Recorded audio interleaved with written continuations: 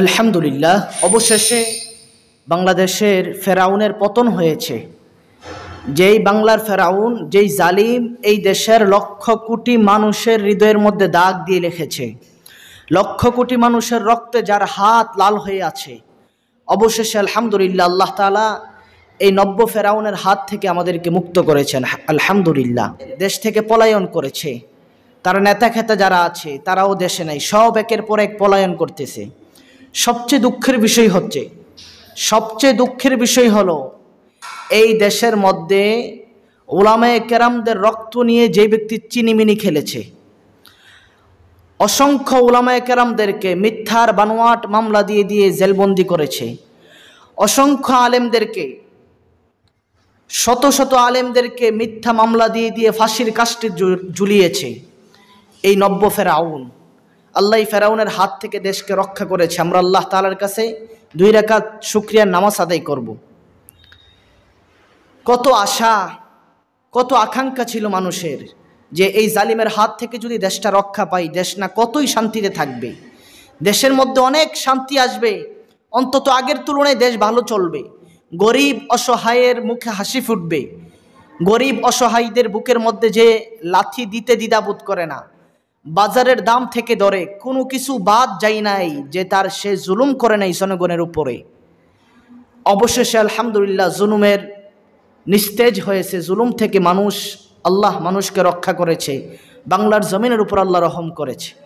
এখন আমাদের সর্বপ্রধান কাজ হচ্ছে রাষ্ট্রীয় সম্পদগুলা নষ্ট না করা, ভাঙচুর না করা। যা করেছে আলহামদুলিল্লাহ, এখন তার নেতা খেতা যারা আছে, তার চালাচেমরা ইহুদি খ্রিস্টান আর ইন্ডিয়ার দালাল যারা আছে দেশের মধ্যে, কয়েকটাকে গ্রেপ্তার করেছে, পালিয়ে যেতেছিল, পরে বিমানবন্দরে কয়েকটাকে গ্রেপ্তার করা হয়েছে। আরও যারা আছে তাদেরকে গ্রেপ্তার করে কঠিন শাস্তির আওতায় আনতে হবে, এটা আমাদের সর্বপ্রথম দাবি।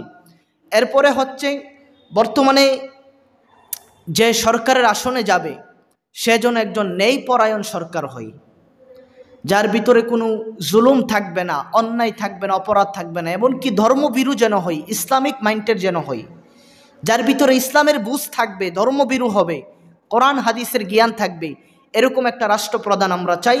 তাহলে ইনশাল্লাহ দেশের মধ্যে শান্তি আসবে। তাহলে ইনশাল্লাহ দেশের মধ্যে প্রত্যেকটা জিনিস যখন কোরআন হাদিস আর ইসলাম মোতাবেক চলবে, অটোমেটিক আল্লাহর পক্ষ থেকে রহম সৃষ্টি হবে এই দেশের মধ্যে।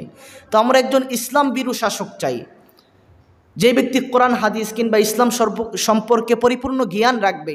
আমাদের উলামায়ে কেরাম আছে, ইসলামী আন্দোলন হেফাজতে ইসলামের অসংখ্য উলামায়ে কেরাম আছে, যারা পরিপূর্ণ যোগ্যতা সম্পূর্ণ একটা রাষ্ট্রকে পরিচালনা করতে কোরআন হাদিস দ্বারা পরিপূর্ণ যোগ্যতা সম্পূর্ণ এরকম বহু উলামায়ে কেরাম বাংলাদেশে আছে। আমরা যদি সকলে গণজাগরণ বা আমরা যদি সকলে যার যার জায়গা থেকে দাবি তুলি, অবশ্যই উলামায়ে কেরামদের হাতে যদি নেতৃত্ব যায়, এই দেশ সোনার দেশ হয়ে যাবে। কোরআন হাদিস অনুযায়ী যদি দেশ পরিচালনা হয়, জুলুম, অত্যাচার, চুরি, ডাকাতি, বদমাশি, ওজনে কম দেওয়া থেকে ধরে কোনো অন্যায় এই দেশে থাকবে না ইনশাআল্লাহ।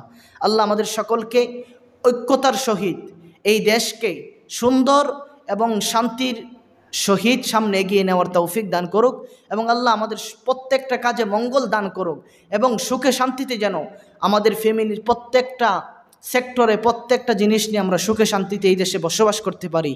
আল্লাহ তাআলা যেন আমাদেরকে তৌফিক দান করে।